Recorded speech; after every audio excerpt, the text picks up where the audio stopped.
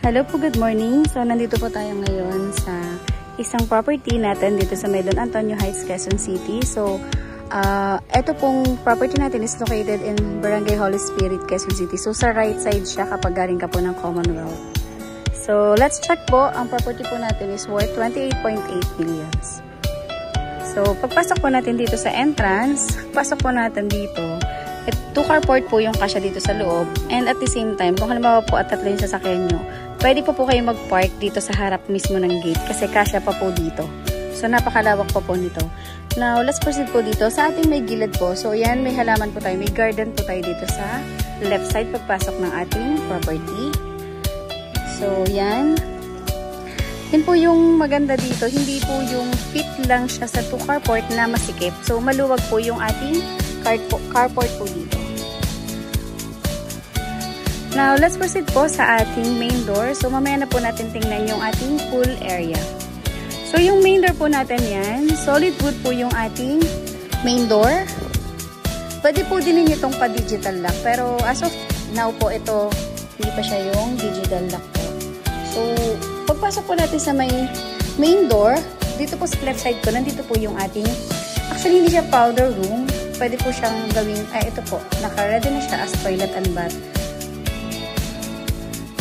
And then, dito po sa may ibaba ng hagdan, nilagyan nila to ng ilaw, supposed to be, pero kung gusto niyo pong gawan to ng storage room, pwede pa po.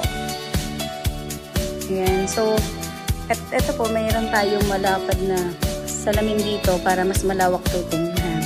So, ayan, pagpasok po natin, naka-ready na po yung para sa console po natin yung sa para sa TV. Then, ito po yung ating mismong living room or living area.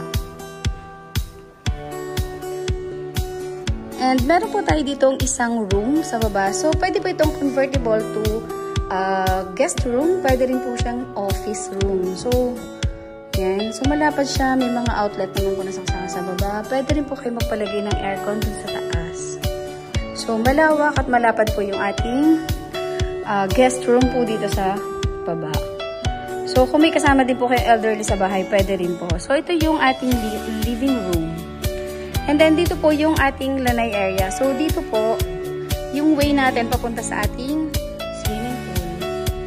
And dito po naman, naka-ready naman siya for ating dining area po. So, ang fit po na dining table dito is 8 to 10 seater po. Ayan. So, pero yung dining po natin dito is rectangle. So, mas bagay po kasi siya dito as rectangle yung ating dining table.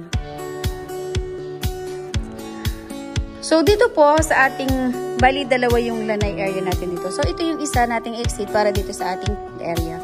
So, ang fit po nung swimming pool natin is 5 feet po. So, meron din siyang fountain doon. Kaya lang hindi siya naka-ready as of today kasi wala naman po siyang water. So, yung mga cabinets po na mga nandito, ito daw po is naka-design para dun sa ating water dispenser. Kung medyo conservative kayo sa mga gamit na gusto nyo is naka-hide. So, ito po, kasyang-kasya po dito, naka-fit po siya, naka-size po talaga dito yung ating water dispenser. And dito na po tayo sa ating spacious na kitchen. So, yan, naka-ready na po yung ating range hood, yung stove. So, dito po sa left side ko, kung mapapansin nyo, para siyang pinto, pero hindi po siya na open, hindi siya na move. So, ayan, meron na po tayong mga built-in cabinets na kasama. And then, naka-ready po itong space na to para sa ating refrigerator. And of course, meron tayo ditong outlet. So, pwede po siyang dagdagan. Yan yung maganda sa kanya.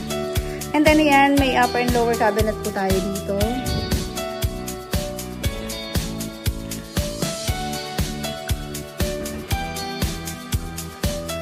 Now, let's proceed po sa ating dirty kitchen. So, ito, yan, yung pinto ko dito. Yan yung naka-uniform na design para dun sa left side po. So, sliding yung door natin dito papunta sa ating dirty kitchen. So, maganda po dito, malapad yung dirty kitchen natin. Pwede pa tayo magpalagay ng, di ba, normally sa iba. Meron kayong additional na refrigerator doon. Then, dito naka-ready na din po yung para sa lagay ng ating stove at saka yung ating range hood. And then, ito po naman yung ating sink dito. So, maganda po kapag aalis kayo at wala kayong ibang maiwan kundi yung inyong kasambahay. Pwede po siyang maiwan dito sa labas kasi ang kanya naman pong bedroom ay nandito sa ating malapit sa ating dirty kitchen. So, yan po yung ano natin. And maganda po, yan. Meron tayo dito toilet. And of course, yung ating exit papunta naman sa ating pool area.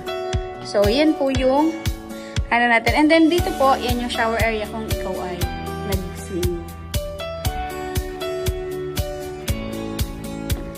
Ayan. So, ito yung ating swimming pool po. So, 5 feet po ang height ng ating swimming pool. Then now, proceed na po tayo sa ating second floor.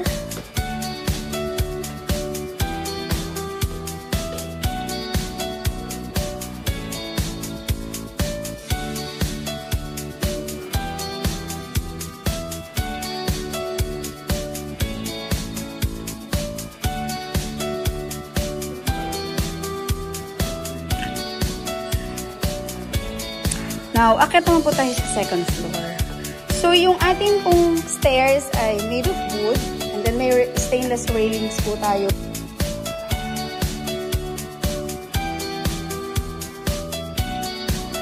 So, pag akit naman po natin dito, meron po tayong napakalawak na family room or family area.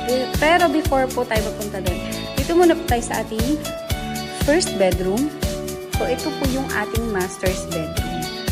So, yan. May nakabang na po tayo para sa ating split type na aircon. Fit po dito ang ating king size na bed. So, ang maganda po sa mga window po natin, meron na po siyang screen. So, kung i-open po natin, then iwan lang natin na ano yung screen natin. So, walang insect na makakapasok. So, yun po yung maganda po sa ating window. Then, proceed po tayo sa ating toilet and bath. Ayan, double sink po yung ating ano dito. And then, of course, may mirror na din siyang kasama. And yung ating shower area ay naka-partition na din po. May glass partition na siyang kasama. And naka-separate lang po, pero nandito lang naman siya sa kabilang side. Ito naman po yung ating walk-in closet.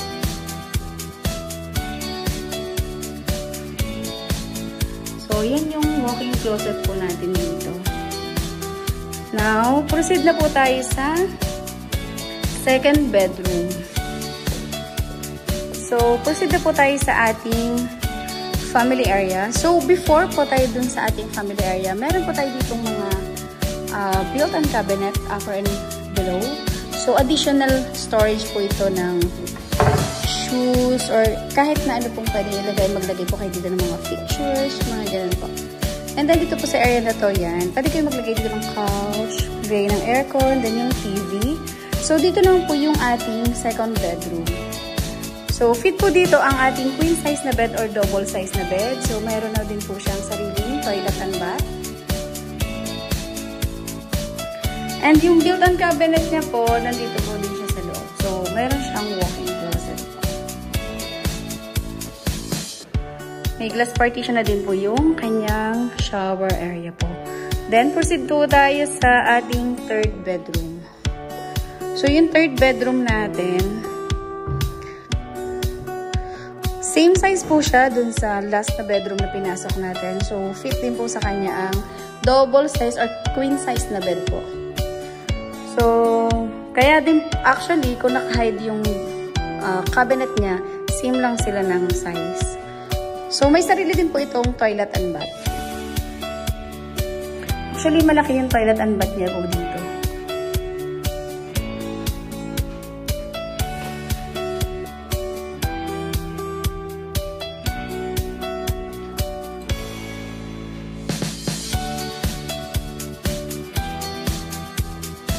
So, sa mga interested clients po, pwede po kayong tumawag at mag-message sa 0917-143-9488 at huwag niyo pong kalimutang mag-subscribe sa aking channel. Salamat po!